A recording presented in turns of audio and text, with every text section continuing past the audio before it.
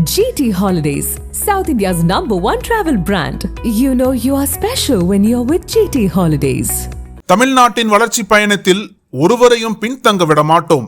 வெல்வோம் ஒன்றாக. டிடிவினா ஃப்ளவர்னு நினச்சிங்களா? அவர் ஃபயரு, அதுவும் 3 ஃபயரு. அது எத்தனை நாளாக வெளில இருந்து என்ன பண்ணுவாரோ இப்போ உள்ளே போய் பண்ண ஆரம்பிச்சிட்டாரு, எடப்பாடிக்கு நெருக்கடி கொடுக்க ஆரம்பிச்சிட்டாரு அப்படின்னு ஒரு வியூ வருதுண்ணே. அதை தாண்டி இன்னொன்று சொன்னோம்னா, அழுத்தம் எனக்கு தர முடியாது யாராலையும், நான் வந்து அடக்குனா அடங்குற ஆளாங்கிற மாதிரி விஜய் ஒரு டைலாக் பேசியிருக்காரு. அதே மேடையில் பேசின ஆதவர்ஜனாவும் பல சர்ச்சை தீயை பற்ற வச்சுருக்காரு. இது ஒரு பக்கம் இருந்தாலும் இன்னொரு பக்கம் கேட்கிறது எங்களோட உரிமை, அதை தர வேண்டியது எங்களோட கடமை அப்படின்னு பிரேமலதா விஜயகாந்த் ஒரு வசனம் பேசி இப்படி இல்லாமல் கூட்டணிக்கு துண்டு போட முடியுங்கிற மாதிரி பேசியிருக்காங்க. தொகுதி பேரமான்னு வேற என்ன பேரமான்னு அது ஒரு கமெண்ட். ஆமாம், இது எல்லாத்தையும் விரிவாக பேசிடலாம். Welcome to sensation.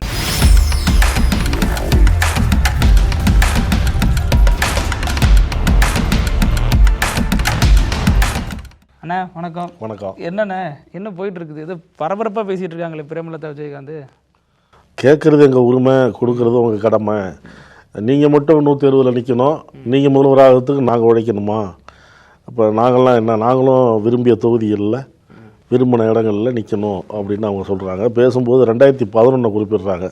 2011 41 இடங்கள் பெற்று அதில் 29 ஜெயித்தோம் அப்படின்னு சொல்கிறாங்க. அது 2016 குறிப்பிடணும். உங்களுக்கு தனிச்சு நிற்க வேண்டியதானே? தனிச்சு ரெண்டா அந்த பிரச்சனையே இல்லை, நீங்கள் இன்னொருத்தவங்களை சீக்கிரமாக்குறீங்க. அதோட இல்லை, அடுத்தது முதல்ல விருதாச்சலத்தில் நின்னார் 2006. 2011 41 இடங்கள் வாங்கி 29 ஜெயிச்சாங்க. அதுக்கப்புறம் உளுந்தூர்பேட்டையில் போட்டியிட்ட விஜயகாந்தும் தோல்வியை சந்தித்தார். இப்படி நம்ம பார்த்துருக்குறோம். இப்போ அவங்க என்ன சொல்கிறாங்க, லாஸ்ட்டு ஜெயிச்சாங்கல்ல, இப்போ அதிமுகவே கடந்த தேர்தலில் ஜெயிச்சிருக்கு, விடுதலை சிறுத்தைகள் ஜெயிச்சிருக்கு, இந்திய கம்யூனிஸ்ட் ஜெயிச்சிருக்கு, திமுக கூட்டணியில். அவங்களே அந்த இது கடைசியாக வாங்கின தொகுதிகளே வாங்க முடியுமா, கூடுதல் இடங்கள் வாங்க முடியுமா அப்படின்னு போராடிட்டு இருக்காங்க. அதே போல் தான் அதிமுகவிலையும். அப்படி இருக்கும்போது இவங்க வந்து லாஸ்ட்டாக எதுவும் நிரூபிக்காத பட்சத்தில் இவ்வளோ கண்டிஷன் போடுறாங்களே அப்படின்னு அது ஒரு பேச்சும் ஓடுது. இல்லைண்ணா, இப்போ பாஜக இவங்க கூட பேச்சுவார்த்தை நடத்தவே தயாராக இல்லைங்கிறாங்க.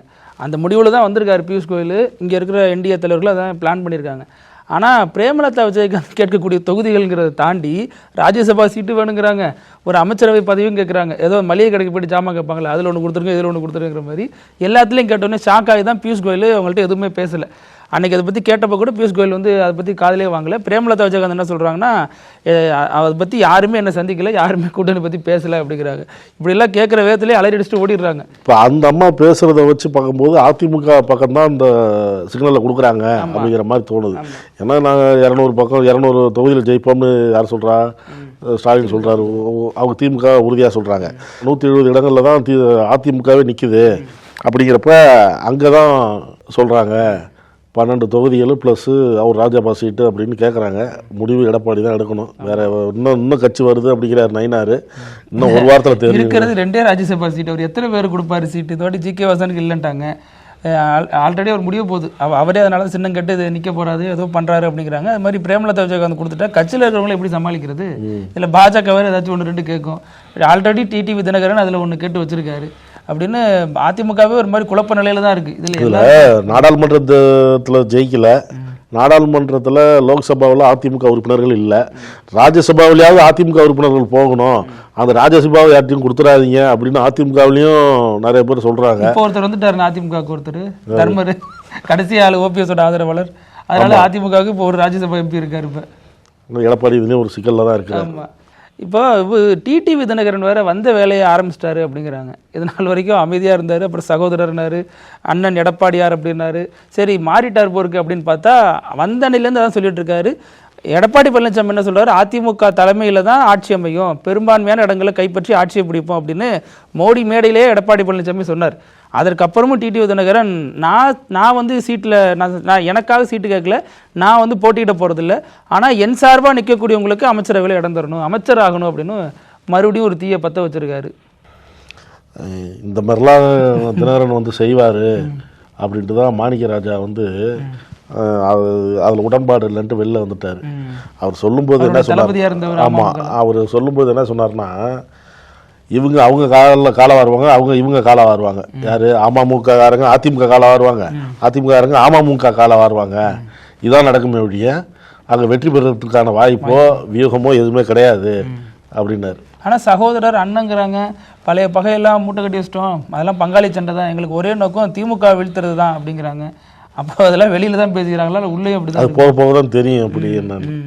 இப்போ டிடிவி வந்து இப்படி ஒரு இது பண்ணுறது எடப்பாடிக்கு ஒரு நெருக்கடியை கொடுக்குற மாதிரி இருக்கான். ஏன்னா பாஜக ஆல்ரெடி சொல்லிட்டு இருக்கு கூட்டணி ஆட்சின்னு.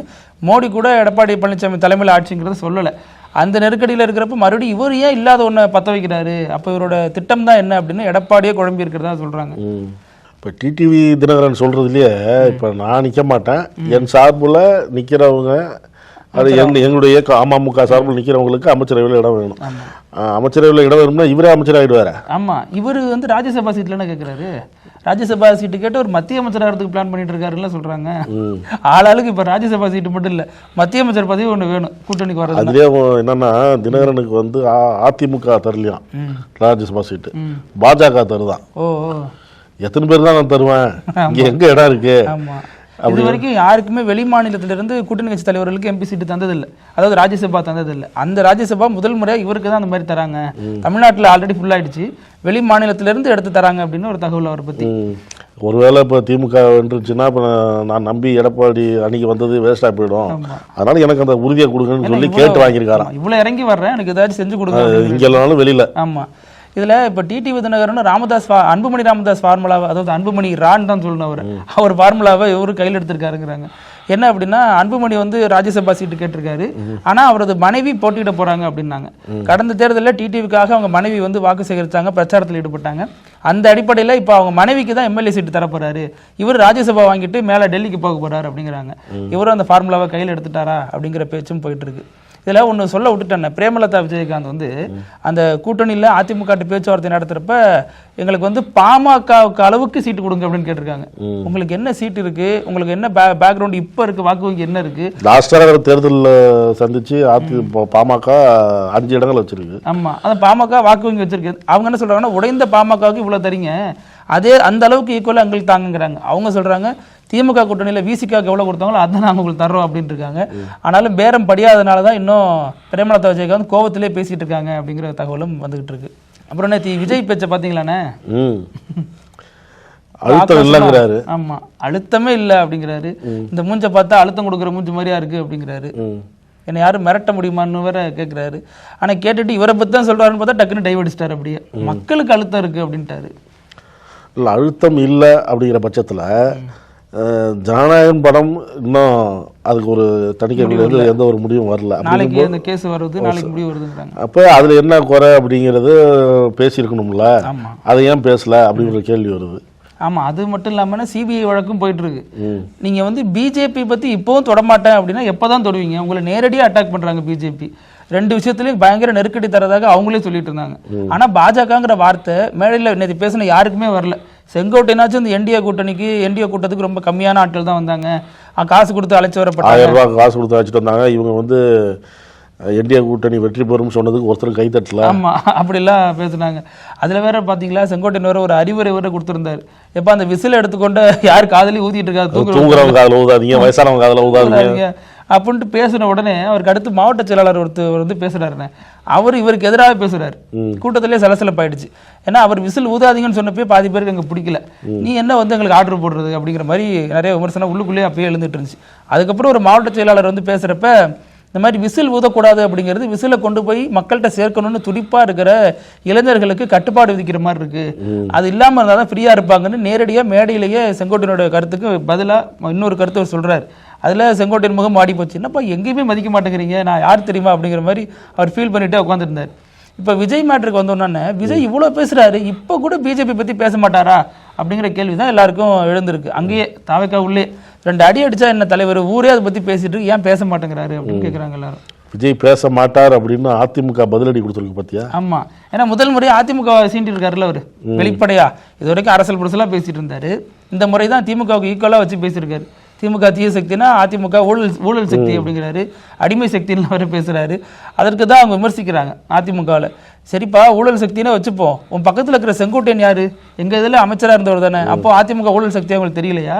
ஜெயலலிதாவை நீங்கள் அம்மான்னு சொல்லி பேசுகிறீங்க, மேடம்னு சொல்லி பேசுகிறீங்க, அவங்கள கொடநாட்டில் நிற்க வச்ச கதை உங்களுக்கு தெரியாதா? 5 மணி நேரம் வெயிட் பண்ண கதை தெரியாதான்னு அதிமுக காட்டமான ஒரு அறிக்கையை வெளியிட்டிருக்கு. இப்போ அதான் டிக்கெட் என்ன விலை ஊற்றிங்க, பிளாக்ல என்ன விலை ஊற்றிங்க. அதோட மட்டும் இல்லை, கரூர் சம்பவம் நடந்ததுக்கப்புறம் விஜயை வந்து அதிமுக வந்து குறைய சொல்லாமல் போலீஸ் மேலே தவறு, ஆட்சி மேலே தவறு, அந்த மாதிரி தானே அப்படியே சொல்லிட்டு வந்தாங்க.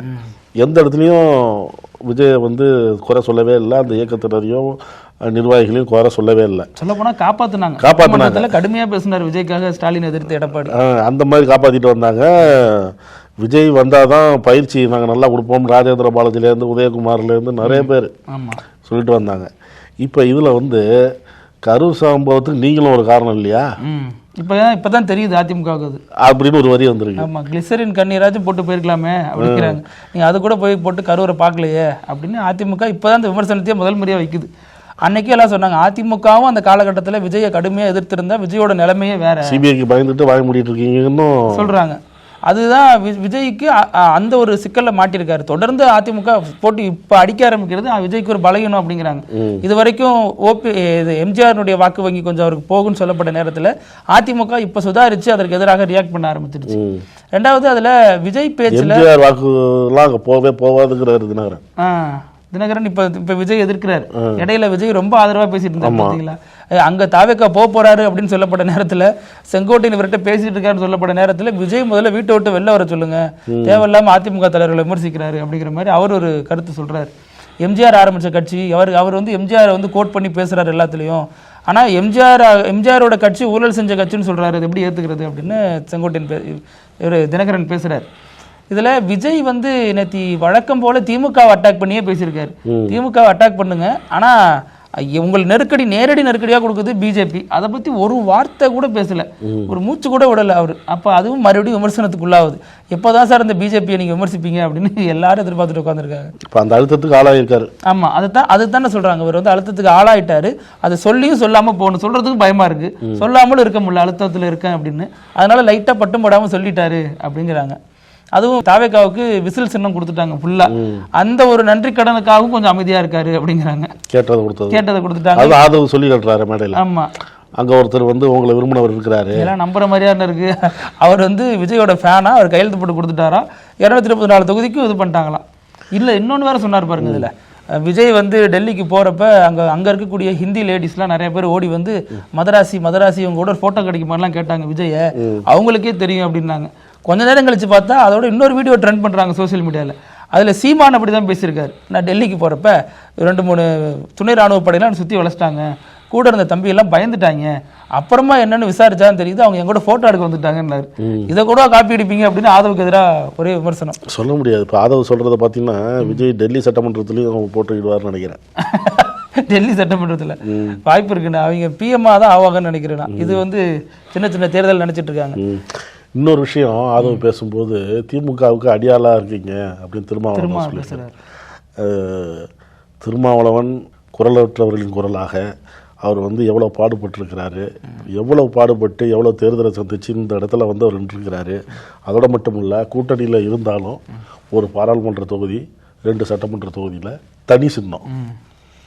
தனி சின்னத்தில் நின்று தன்னுடைய உழைப்பால் தன்னுடைய பேச்சால் அந்த இயக்கத்தில் எப்படி நாங்கள் இந்த இயக்கத்தை மக்கள்கிட்ட நாங்கள் கொண்டு போகிறோம், எப்படி இயக்கத்தை நடத்துகிறோம் அப்படிங்கிறது பொது தொகுதியிலையும் வென்றிருக்கிறாங்கல்ல. அது ஒரு பெரிய விஷயம்.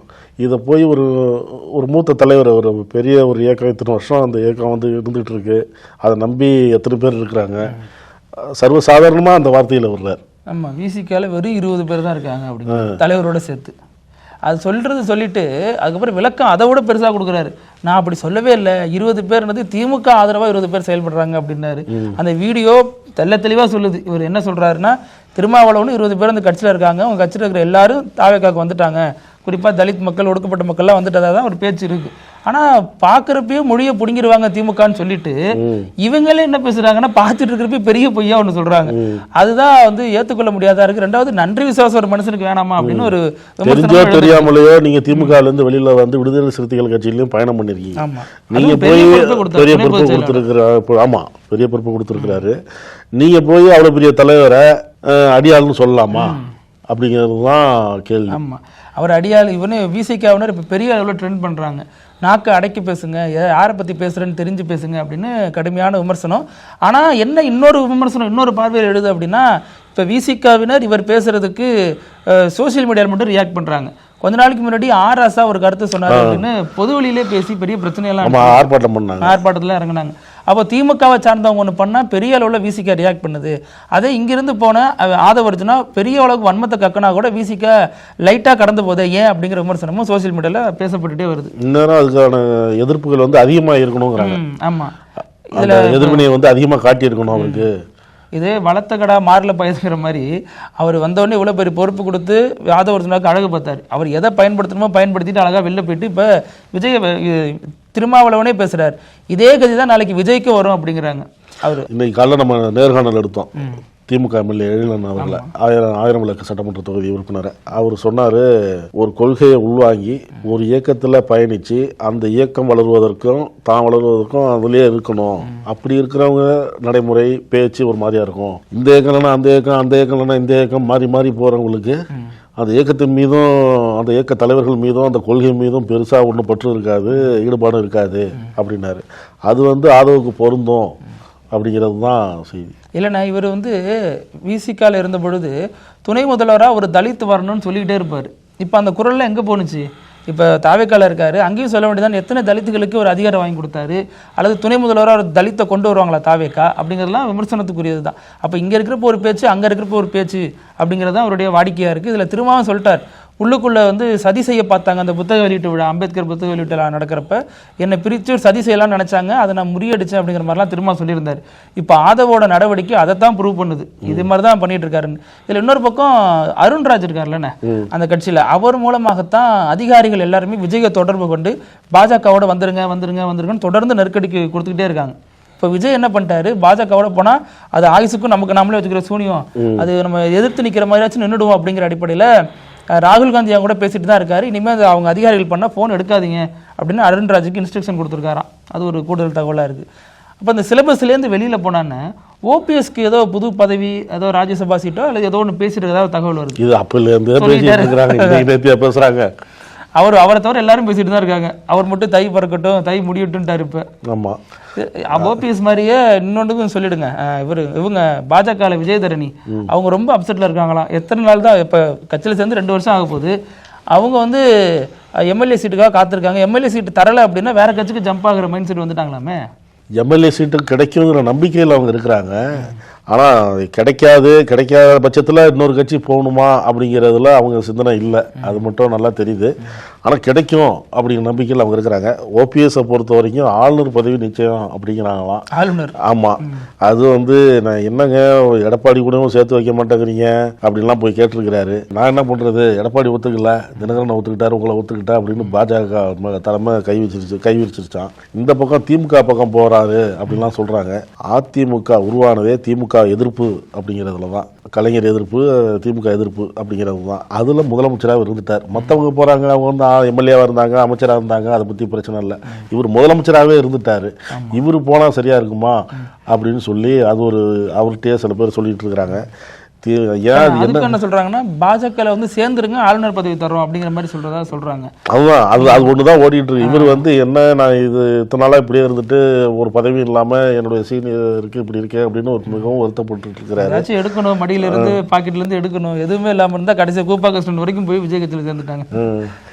அந்த இவருடைய சீனியாரிட்டிக்கு அங்கே போனாலும் ஒத்து வராது அப்படிங்கிறாங்க. ஏன்னா அங்கே வேறு நைனார் இருக்காரு, 2 பேருக்கு ஆல்ரெடி ஆகாது. இதில் போயிட்டு என்னத்தை அவர் கூட போய் அரசியல் பண்ணுமான்னு யோசிக்கிறார் வேற.